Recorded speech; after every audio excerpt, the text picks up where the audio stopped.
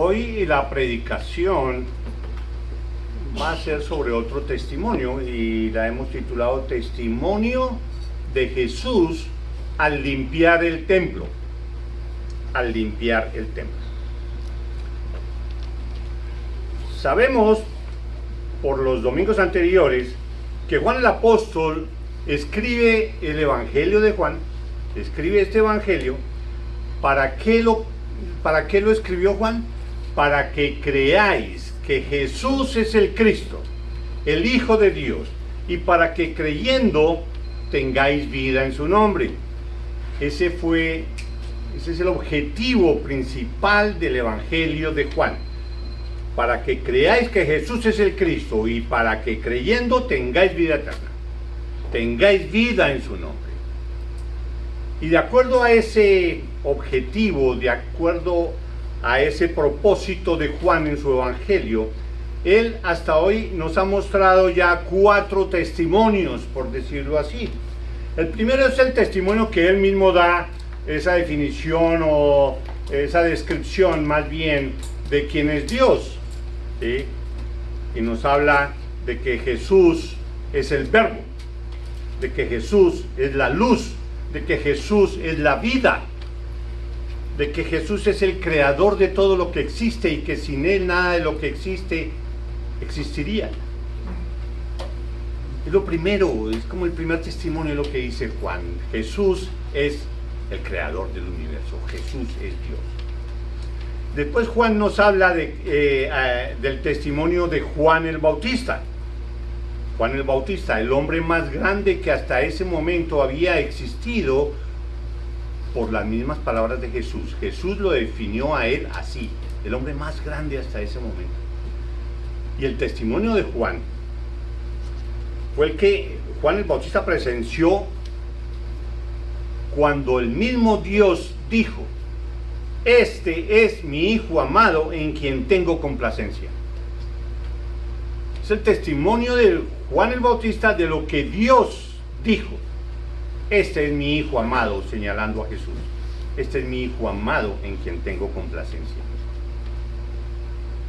El tercer testimonio que Juan nos ha mostrado es el testimonio a través de los discípulos y en especial de Natanael. Ustedes recuerdan, primero fue Andrés, después Juan mismo, Simón, Felipe, a quien le dijo: sígueme, y Felipe lo siguió, y después Felipe fue y buscó a Natanael y le dijo: hemos encontrado al Mesías. Y entonces, después del encuentro de Natanael con Jesús, testifica Natanael: Rabí, tú eres el Hijo de Dios, tú eres el Rey de Israel. Ese es el testimonio de Natanael, el testimonio de los discípulos, de que Jesús es el Hijo de Dios. Después, Juan relata el primer milagro, su primera señal, la primera señal de Jesús. Ese es el testimonio de su primera señal, ¿sí? Recuerdan, él cambió la naturaleza del agua y la convirtió en vino. Y eso solo lo puede hacer el Creador. Dios es el único que puede hacer eso. Y esa es la señal de que solo Él puede transformar tu naturaleza pecaminosa. Solo Él puede convertirte a través de tu fe en una persona libre del dominio del pecado. Cambia tu naturaleza pecaminosa en una naturaleza espiritual, piadosa. Ese fue el cuarto testimonio que Juan nos ha presentado. Ahora Juan nos presenta otro testimonio por medio de las palabras dichas por Jesús mismo. Jesús mismo testificó diciéndonos que Dios es su Padre. Lo dijo Jesús en el versículo 2:16, que lo deben tener ustedes ahí a la mano, que son los que vamos a leer ahora. Juan capítulo 2, versículo 16. Jesús mismo dijo: no hagáis de la casa de mi Padre casa de mercado. Él estaba en el templo. Y todo el mundo sabe que es el templo de Dios. El templo que Dios ordenó que se hiciera. El templo que había sido destruido y había sido reconstruido, y esta última reconstrucción ni siquiera la habían terminado cuando en el año 70 quedó destruido el templo completamente. En ese templo, que todo el mundo sabe que es el templo de Dios, Él dijo: no hagáis de la casa de mi Padre, de la casa de Dios, mi Padre. O sea, Él está testificando: yo soy el Hijo de Dios.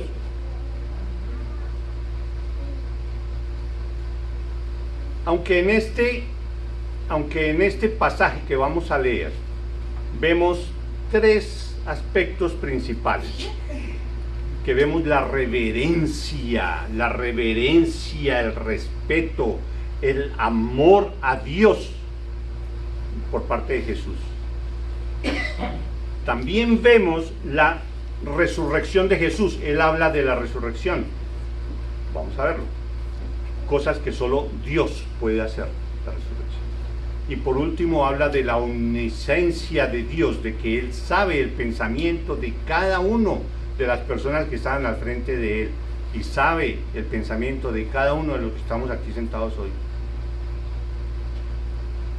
Él es Dios. Oremos para que Dios nos guíe en este sermón. Padre Santo, te oramos, Señor, para darte gracias por estar aquí con nosotros, Señor, por dejarnos conocer de tu palabra, por permitirnos conocer cada día más a tu Hijo Jesús, Señor, para que creyendo en Él podamos tener vida eterna, Padre Santo. Gracias porque tú nos diste ese convencimiento por medio de la fe que tu Santo Espíritu creó en nosotros, Señor, y ahora podemos decir: nosotros tenemos vida en su nombre. Gracias por estar aquí con nosotros, Señor, y queremos oírte, queremos escuchar tu voz a través de tu palabra para que todos seamos edificados y que crezcamos en nuestro amor por ti. Te damos gracias, Señor, en Cristo Jesús. Amén. Amén. Ahora vamos a leer Juan 2, del versículo 13 al 25, donde está la historia de la limpieza del templo, de lo que vamos a hablar hoy. Estaba cerca la Pascua de los judíos, y subió Jesús a Jerusalén, y halló en el templo a los que vendían bueyes, ovejas y palomas, y a los cambistas allí sentados, y haciendo un azote de cuerdas, echó fuera del templo a todos, y las ovejas y los bueyes, y esparció las monedas de los cambistas, y volcó las mesas, y dijo a los que vendían palomas: quitad de aquí esto, y no hagáis de la casa de mi Padre casa de mercado. Entonces se acordaron sus discípulos que está escrito: el celo de tu casa me consume. Y los judíos respondieron y le dijeron: ¿qué señal nos muestras ya que haces esto? Respondió Jesús y les dijo: destruid este templo y en 3 días lo levantaré. Dijeron luego los judíos: en 46 años fue edificado este templo, y tú en 3 días lo levantarás. Mas él hablaba del templo de su cuerpo. Por tanto, cuando resucitó de entre los muertos, sus discípulos se acordaron que había dicho esto, y creyeron la escritura y la palabra que Jesús había dicho. Jesús conoce a todos los hombres. Es el título de lo que sigue. Estando en Jerusalén, en la fiesta de la Pascua, muchos creyeron en su nombre, viendo las señales que hacía. Pero Jesús mismo no se fiaba de ellos, porque conocía a todos, y no tenía necesidad de que nadie le diese testimonio del hombre, pues él sabía lo que había en el hombre. Son los versículos que vamos a tratar de ver ahora, y todos conocemos ese pasaje también. Nosotros conocemos ese pasaje. En este pasaje vemos claramente cómo Jesús rechaza enérgicamente la trampa, la usura, el engaño, la mentira, el negocio sucio de los judíos. Él rechaza todo eso. Pero no solo él rechaza eso, porque si no su vida pública se la hubiera pasado por todo Jerusalén rechazando a todos los que hacen eso, porque eso lo hacían en todas partes. Todo el mundo vivía de eso, y hoy en día también. Y no es de que el papel del cristiano sea diciendo, oiga, es que usted es un ladrón, oiga, es que usted está engañando a este, oiga, es que usted está diciendo mentiras, oiga. No, no es eso. Aunque eso toca rechazarlo, lógicamente, porque es pecado, y nosotros como cristianos debemos rechazar el pecado. Pero lo que más ofendió a Cristo, lo que más ofendió a Jesús, y lo que Él está poniendo de presente, es que Él está rechazando porque lo están haciendo en la casa de Dios, en la casa de mi Padre. No había ningún respeto, ni reverencia, ni temor de Dios. Los judíos no estaban mostrando nada de eso a Dios, todo lo contrario. Este es el templo de Dios, pongamos aquí la mesa y este animal, échelo para acá, póngalo en ese rincón. Los bueyes y los corderos y demás.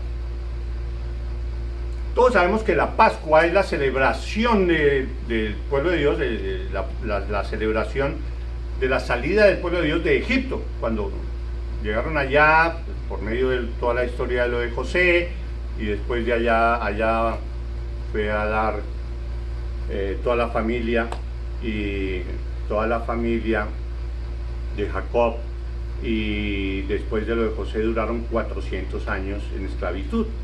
Al comienzo muy bien porque José estaba ahí y José les procuraba lo mejor para ellos, pero después de un tiempo, cuando cambiaron de faraón y demás, ya los nuevos faraones se olvidaron de quién era José y lo que había hecho y demás. Entonces fue a explotar a los judíos y a esclavizarlos.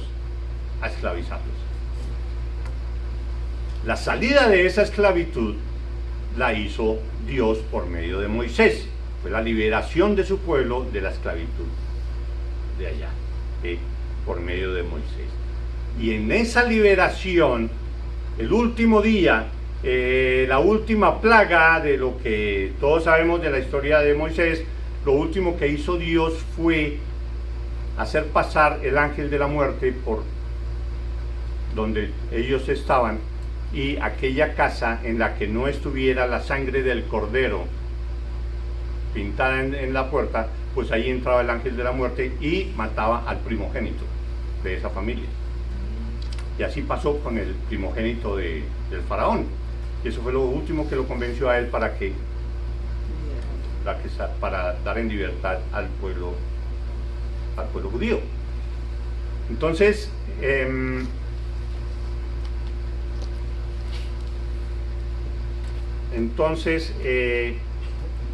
la celebración de eso, la celebración de esa salida, de esa liberación, es la Pascua. Y se venía celebrando año por año. Allá en el pueblo, los judíos estaban celebrando eso año por año.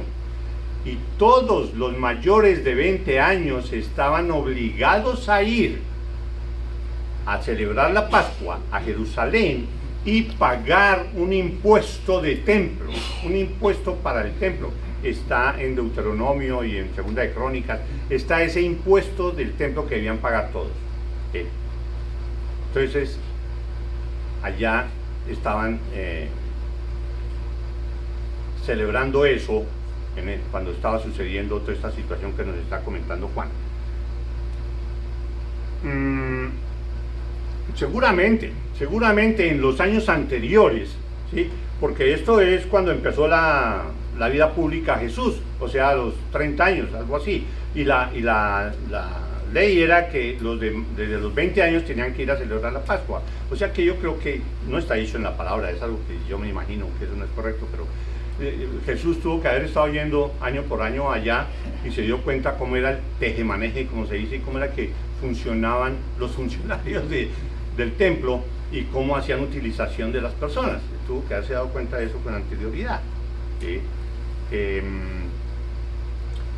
Cuando no había iniciado aún su ministerio público.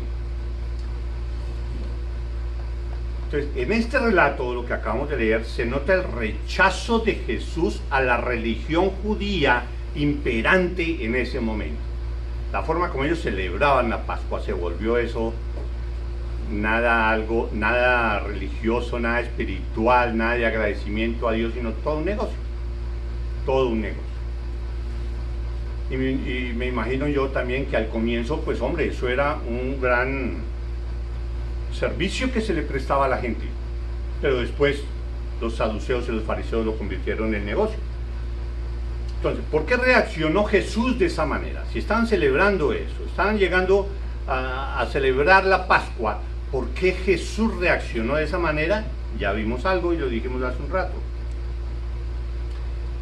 Pero si Jesús hasta ese momento había demostrado ser manso y humilde de corazón, y eso era lo que él predicaba, ¿cómo así que va a hacer semejante acto de sacar a todos de esa manera? Y hizo un látigo con las cuerdas y con eso espantó a los animales y botó las mesas y los animales saliendo para un lado y para el otro. A los que tenían jaulas de palomas, quiten eso de aquí, eso no está bien aquí en la casa de Dios. Se enfureció. ¿Por qué Jesús, siendo tan manso y humilde, reaccionó así? ¿Cómo es que va a reaccionar de ese modo ante lo que estaba viendo en el templo? ¿Por qué con palabras suaves y llenas de amor no les dijo a los judíos que estaban haciendo las cosas que no debían en el templo? ¿Por qué no les dijo, ya, esto no se debe hacer aquí, miren que es la casa de Dios, hombre, tengan tranquilidad, no hagan eso? No, realmente lo sacó, él no lo trató de convencerlos con amor, ni mucho menos. Entonces es de notar que Jesús actuó airadamente, nadie puede negar eso. Actuó airadamente, pero no impulsivamente. Hemos dicho que él ya conocía cómo era ese tejemaneje allá. Él sabía cómo era el negocio. ¿Sí?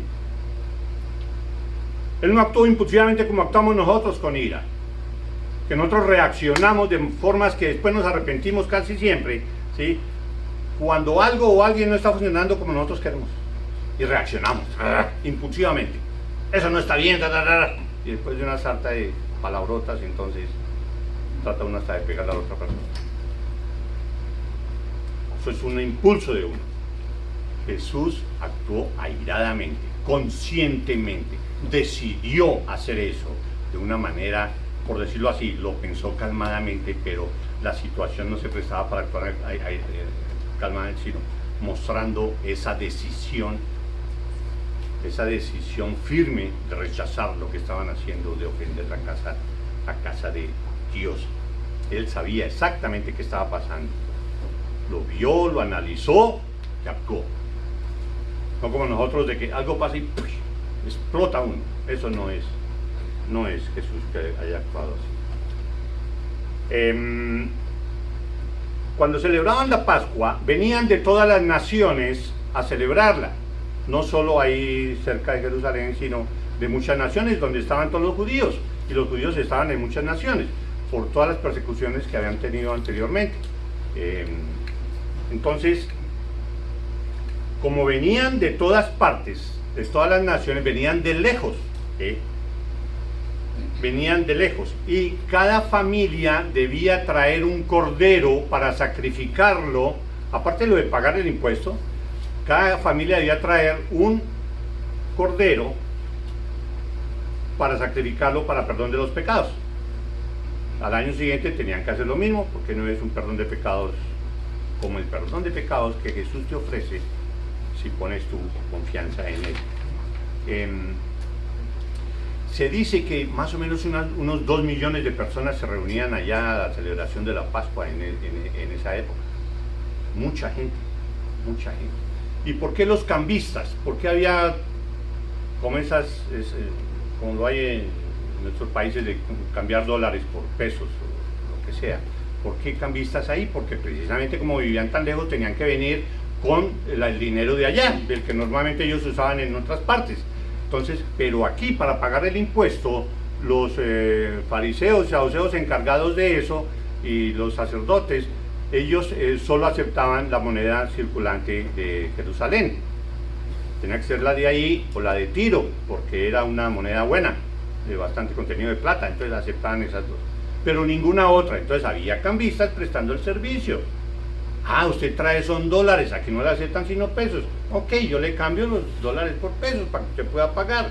Ok, ¿a cómo está el cambio? A 3.000. Ok, pero para usted se lo dejo en 6.000. Le aumentaban más del 15% al valor real del cambio, y se volvió eso una usura, un aprovechamiento por la necesidad que tenía la persona de llegar con el dinero a pagar su impuesto. Por eso lo de los cambistas. Y los corderos, cada quien debía traer un cordero para sacrificar. Pero como vivían tan lejos y ese trayecto tan largo, pues no era cómodo traer un cordero desde tan lejos para ser sacrificado acá y tener que andar con el corderito todo ese trayecto.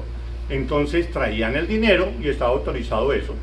Traían el dinero, lo vendían allá, y con ese dinero venían acá y compraban otro. Ese cordero debía ser perfecto, ese cordero debía ser sin mancha, ese cordero debería estar bien puesto, como se dice. Los que traían corderos, bueno, unos venían y compraban el cordero, listo, pero no se lo cobraban barato, siempre le aumentaban el precio muchísimo. Y los que traían cordero venían y los sacerdotes lo miraban, no, este no pasa la prueba, déjelo allá, vaya y compra uno bueno, vaya y compra uno sin mancha, estando el corderito bueno. Pero para ellos no, porque ellos, al darse cuenta de tanta afluencia de gente, volvieron todo eso negocio, los saduceos y los fariseos. No, pues vamos a cobrar por el cambio del dinero, y vamos a obligar a las personas a que tengan que comprar de estos corderos, y usted le pone el precio que sea, pero para nosotros los sacerdotes, fariseos y demás, y saduceos, pues ahí va la parte de la ganancia. Ese era el negocio de ellos.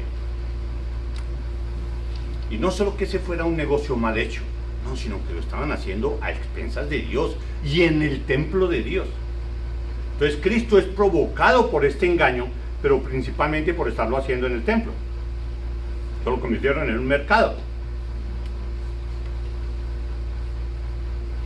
¿Les parece a ustedes algo parecido de lo que ve uno alrededor de ciertos templos, en ciertas festividades de alguna conmemoración o la celebración del día de no sé quién, de la Virgen de sí sé cuándo, todo el mercado que se forma afuera,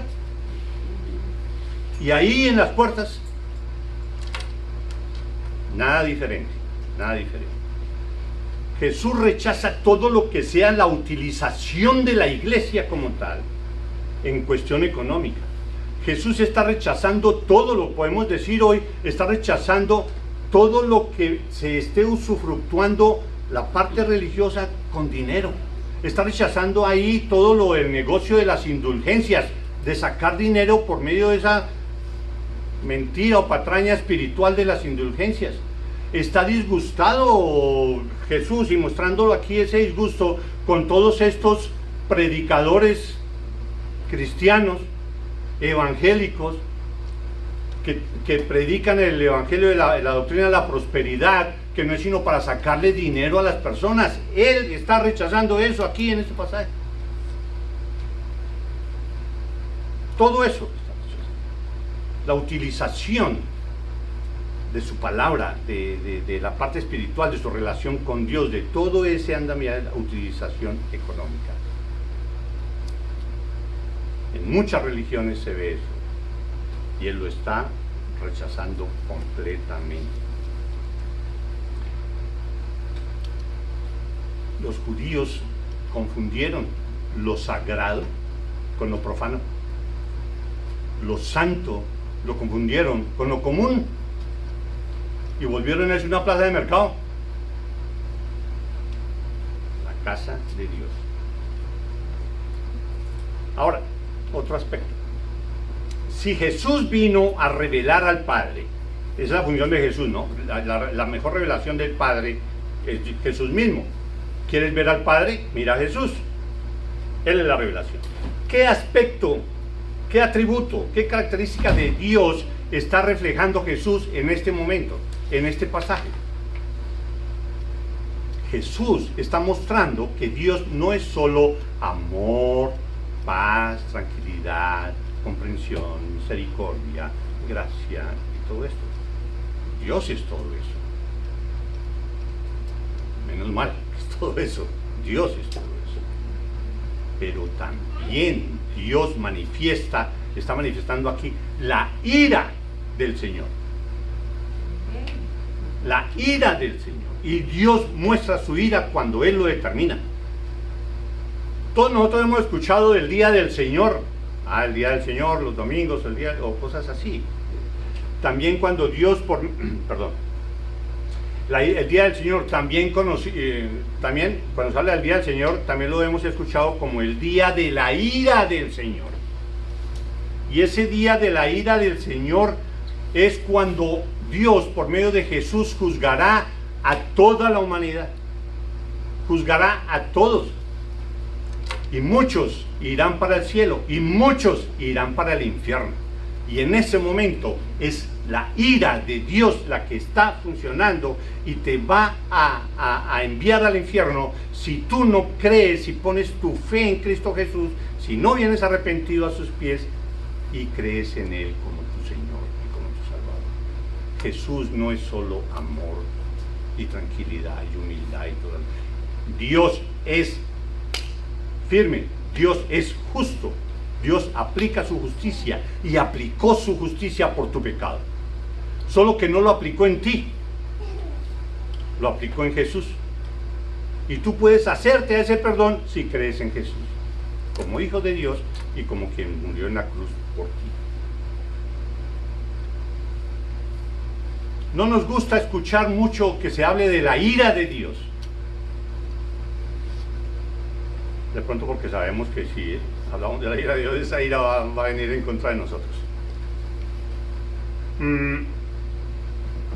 Sodoma y Gomorra es una muestra de la ira de Dios. La cruz es también una muestra de la ira de Dios por tu pecado.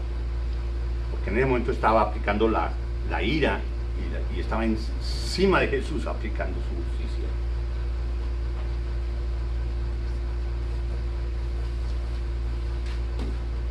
Hay un comentario, muchas de estas ideas se las escuché también a un pastor muy conocido que se llama Miguel Núñez, y él saca a relucir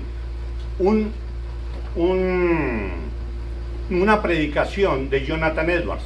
Jonathan Edwards, un puritano de 1741 aquí en Estados Unidos, un hombre de Dios, como se dice, puritano.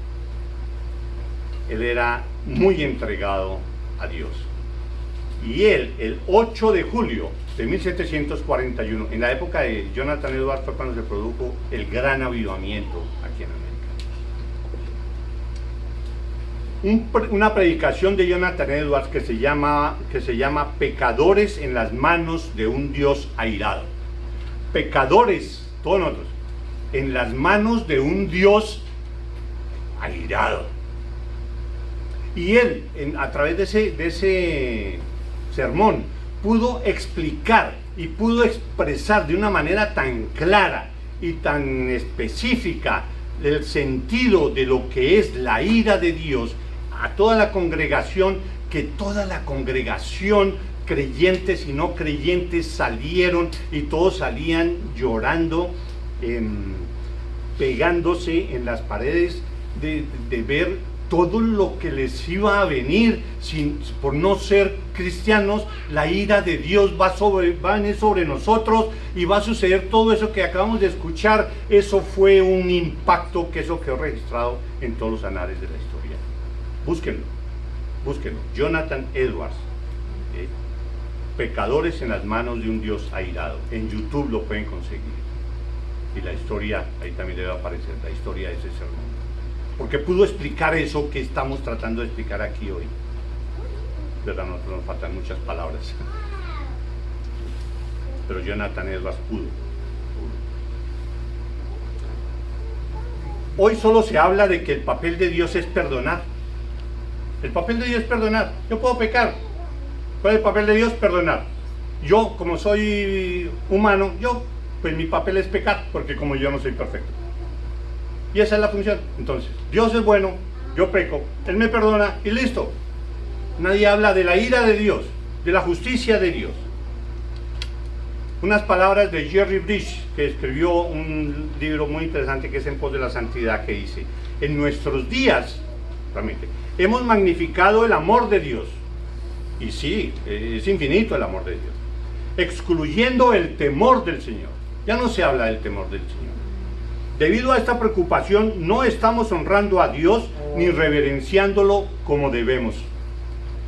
Debemos magnificar el amor de Dios, porque aunque nos deleitamos en su amor y misericordia, nunca debemos perder de vista su majestad, su justicia y su santidad, su odio por el pecado.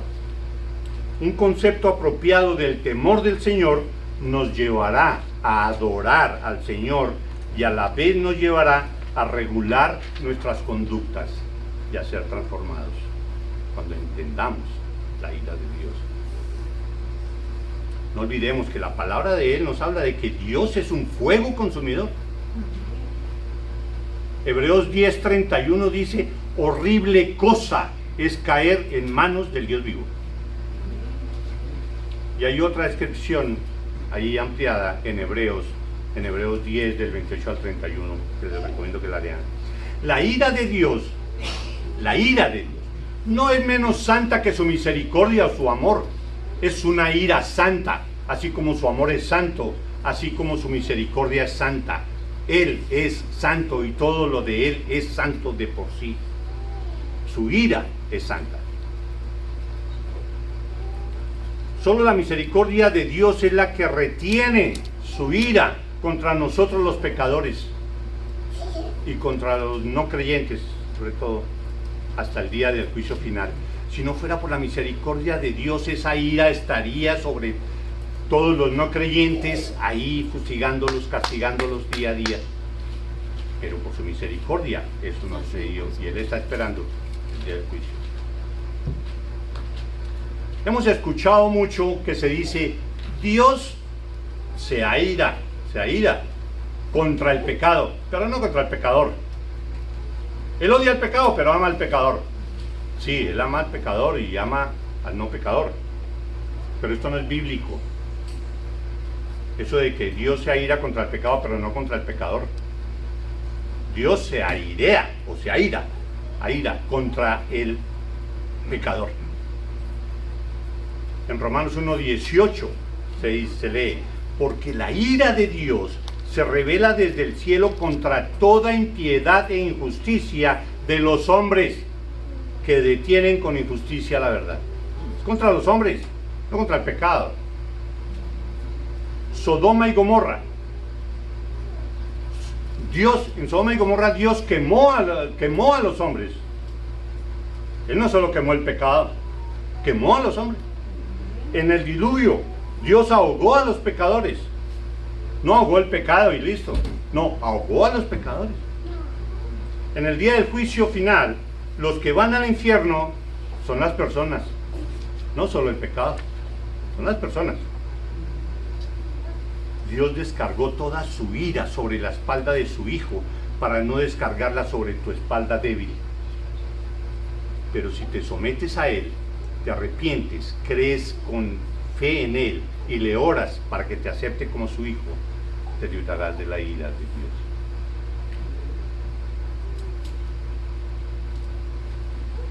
No sé cuánto tiempo va, pero quiero terminar con una historia cortica. Trato de hacerla cortica y terminamos. En la época de la depresión en Estados Unidos, un señor estaba buscando trabajo y al fin consiguió un trabajo en un puente de los que se abren para que pasen barcos, pero sobre el puente pasa un tren. Ese fue el único trabajo que consiguió y ahí estuvo trabajando en la casa de máquinas. Él era el operador de eso y lo levantaba cuando se necesitaba los palillos. para que pasara el tren y toda la cuestión. En una de esas, él tenía un hijo de 8 o 9 años y entonces lo quiso que fuera y conociera cómo era el trabajo de él, para que él viera lo que él hacía. Lo llevó allá a su sitio de trabajo. Entonces, él en medio de los horarios y demás, ahí estuvo jugando con su hijo y mostrándole las máquinas y toda la cosa.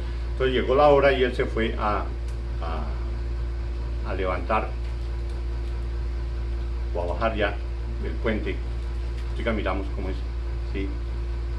No, perdón, se fue a hacer su labor. Tenía que bajar del puente porque venía un tren. Y entonces iba a hacer eso cuando de pronto volvió a mirar así, y allá abajo, donde funcionan todos los piñones inmensos que hacen bajar y subir al puente, allá estaba el hijo de él que se había caído y estaba atorado en medio de esos piñones gigantescos. Si él ponía a funcionar eso, pues el hijo moría. Y el niño estaba allá gritando, papá, papá. Y el tren ya venía, lleno de gente. Venía. Él tenía que decidir, mi hijo o todas las personas que vienen en el tren. ¿Qué decisión tomó? Y él decidió sacrificar a su hijo por salvar a los del tren. Y puso a funcionar el tren, puso a funcionar el puente para que el tren pudiera pasar. Cuando él empezó a funcionar los piñones, los llantos del niño cesaron, se acabaron porque no pudo gritar más. Ahí quedó su hijo. Bajó el puente y pasó el tren. Y él miró allá cantidad de gente en el tren, unos almorzando, niños comiendo helado, otros celebrando, ahí en el tren felices, ya. Ninguno se dio cuenta de lo que había pasado y el sacrificio que él había hecho para que ellos pudieran vivir. Y él quería gritar, oiga, es que no se dan cuenta lo que yo acabo de hacer. Sacrifiqué a mi hijo por ti, por ustedes están allá celebrando, pero miren a mi hijo, Eso quería hacer el Padre. ¿Se imaginan ustedes lo que quisiera hacer Dios? O mejor dicho, lo que Dios hace todos los días. Él hace eso. Gritándole a la humanidad. Gritándole a la humanidad. Miren lo que yo he hecho con mi hijo. Lo puse en la cruz para que tú fueras salvo y tú te ríes y volteas la cara para otro lado.